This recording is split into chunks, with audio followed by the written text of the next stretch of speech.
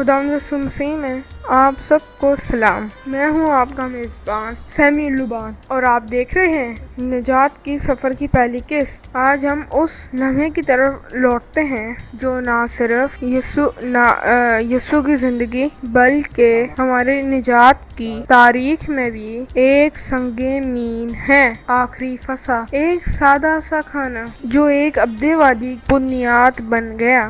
آج ہمارے ساتھ موجود ہیں ایک جانی پہچانی خدا کے کلام سے گہری واقفیت رکھنے والی مہمان مس نرگس پطرس۔ مس نرگس، میں دل سے آپ کو خوش آمدید کہتا ہوں۔ شکریہ سیمیول۔ میرے لیے بہت ہی برکت کی بات ہے کہ آج ہم مل کر اس فصح کو یاد کریں جو نہ صرف عہد کی پہچان بلکہ یسوع میں مکمل ہوئی۔ تو آئیے ہم کلام مقدس روشنی میں عظیم مرحلے کو دریافت کریں۔ مشنر کے سب سے پہلے تو ہمارے لیے یہ جاننا ضروری ہے کہ فضا کی ابتدا کیسے ہوئی۔ بائبل میں ہمیں اس کی بنیاد کہاں ملتی ہے؟ بہت اچھا سوال ہے۔ فصح کی ابتدا خروج کی کتاب کے 12ویں باب میں ہوئی، جب خدا نے بنی اسرائیل کو مصر کی غلامی سے نجات دی۔ یہ لفظ اس واقعے کی طرف اشارہ کرتا ہے جب خدا نے مصر کی سرزمین پر آخری بلا پلوٹوں کی موت بھیجی، مگر ان گھروں کو چھوڑتا گیا جن کے دروازے پر برے کے خون کا نشان تھا۔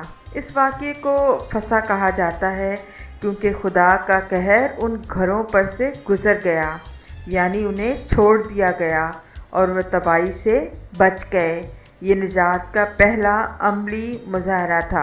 کتنا حیرت انگیز ہے، خدا نے ایک برے کے ذریعے اپنے لوگوں کو ہارا دیا۔ کیا یہ بڑی نجات کا پیشگامہ تھا جو یسوع کے ذریعے پوری ہوئی؟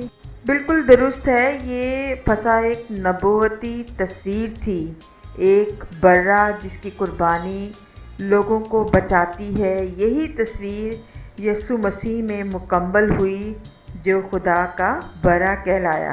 جب ہم یسوع کی زمانے کی طرف آتے ہیں تو یہ فصح آخری فصح کہلائی۔ اس لمحے کو آخری کیوں کہا گیا اور اس میں کیا روحانی نیا پن تھا؟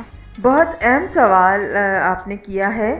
آخری فصح دراصل وہ رات تھی جب یسوع مسیح نے صلیب اٹھانے سے پہلے اپنے شاگردوں کے ساتھ فصح منائی، لیکن اس بار اس نے روایتی رسم کو ایک نئے عہد میں بدل دیا، جس کا ذکر آپ لوکا کی انجیل میں پڑھ سکتے ہیں۔ یعنی یسوع مسیح نے فصح کی روٹی اور پیالے کو محض علامت نہیں بلکہ اپنی قربانی کی یادگار بنا دیا۔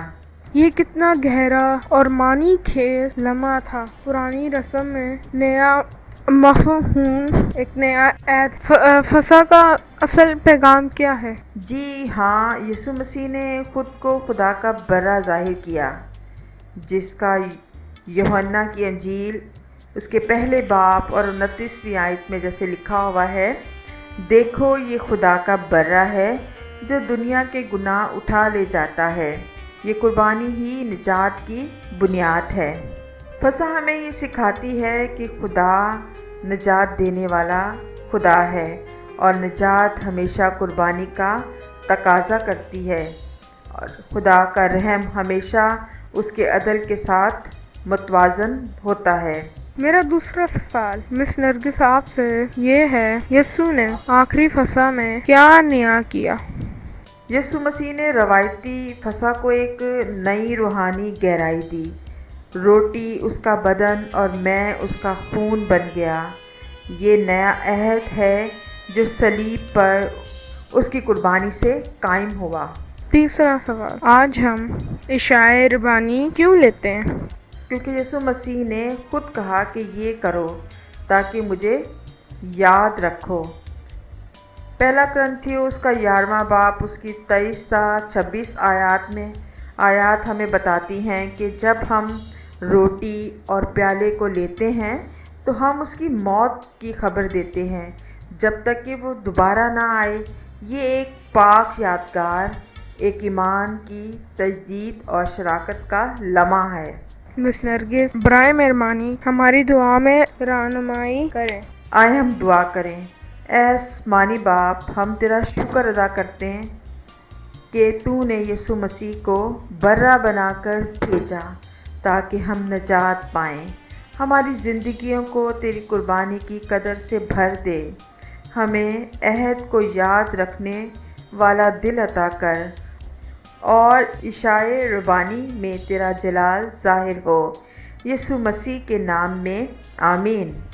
میں دلی شکر گزار ہوں اپنی مہمان مس نرگس پطرس کا، جنہوں نے نجات کی کہانی کو بڑی محبت اور فہم کے ساتھ ہمارے سامنے رکھا، اور آپ سب ناظرین کا بھی شکریہ کہ آپ نے وقت نکالا ہمارے ساتھ خدا کے کلام میں حصہ لیا۔ اگلی قسط میں ہم بات کریں گے پاک جمعے کی، یعنی صلیب کی گہرائی میں محبت موضوع پر۔ تب تک خداوند آپ کے ساتھ ہو۔